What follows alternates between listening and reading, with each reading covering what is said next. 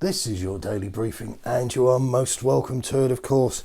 We're going to kick off here with what I would regard as a perfect storm of daftness. Sky Sports, our friends there, have produced a ground-covered chart, which after so few games left me scratching my head a little. But this is a great time for a coming together of those that will tell us how many yards Dele Alli puts in, and those who are very fond of telling me that, stats, you prove anything with stats, you're a bit worthless. So you two mobs can have a beautiful, harmonious coming together over this business here. It's really strange. I just don't see the value here at all. Firstly, there's only about 10 kilometres between each batch of clubs as they're presented, which would equate, if you broke it down on the back of a fag packet, to about 1 kilometre per player. And then secondly, the teams at the top of this particular league could be said to be running themselves into the ground for no good purpose when you see where they are in the real league table. Chelsea in the Sky Sports graph are struggling here, 6th from bottom, yet are currently at the top of the actual table. So, like I say, you have to look at stats and numbers and just make sure there isn't a narrative being spun, or they're just kind of people just shouting out numbers. Spurs fans are going to be so pleased to see this snap of our boys in their training gear. Everyone is happy, positive, focused, brimming with esprit de corps, apart from, of course, Dongi Dombele, who looks, despite the double thumbs up, like someone on your average hostage photo. Perhaps Tottenham ought to be contacted by Amnesty International to see if his release could be negotiated. He's on £200,000 a week, and here we get a glimpse of the size of the problem. And you'll remember when Aaron Lennon joined Everton, we were treated to an equally awkward image. Basic acting classes perhaps should be supplied for those players who don't find excessive amounts of cash and the 2 days a week nature of their employment quite suiting. And then we've got the carbon zero thing has come back to bite us in the bottom. Recently, Spurs made a big fuss. You'll remember the home game where we got walloped by Chelsea.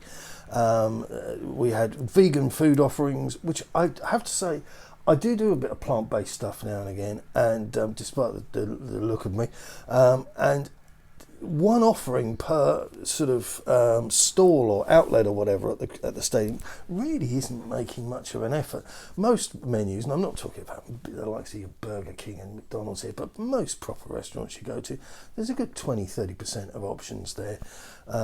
So yeah, come on, you do it or don't, but don't say we do it just as a box ticking exercise, because it's like everything else you've touched, it's unconvincing.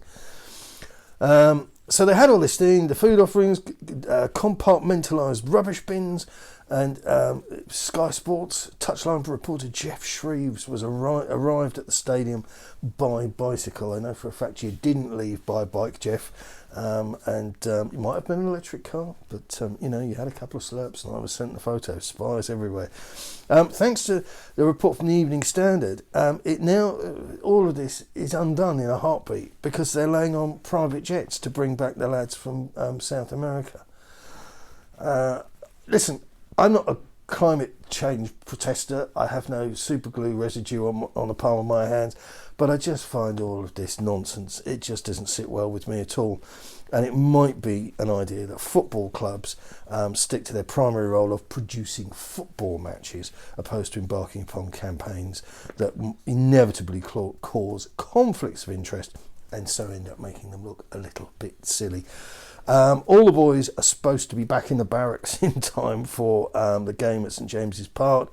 Exception to that is Davinson Sanchez, who must isolate for 10 days as Colombia is still in a red zone. Just to keep you up to speed, Emerson Royal had a good game, playing for 99 minutes for Brazil against Venezuela.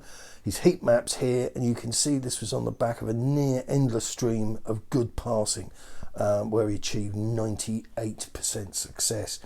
Speaking after the game in Manus, Emerson Royal said, "I am leaving here straight to London to get ready. For now, the information that I have is that I will arrive and play on Sunday." So Lo Celso was influential enough against Uruguay, and actions of note included 7 out of 10 successful offensive duels against the Uruguayans. But I must warn you again, Uruguay were not the world's greatest opponents, and we've already discussed Giovani's 3 assists, and they were a bit of the, shall we say, the Tom Carroll variety.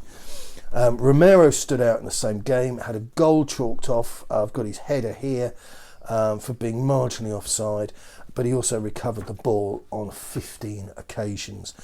It would be great to see some of this good work happening in a Tottenham shirt.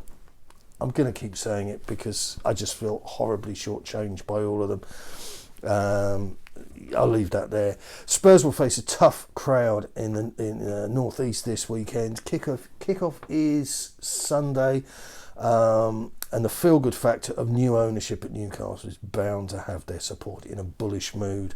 And a full preview of the barcodes away to follow. That's it for the moment. Good luck, and don't forget, despite them, keep it Tottenham.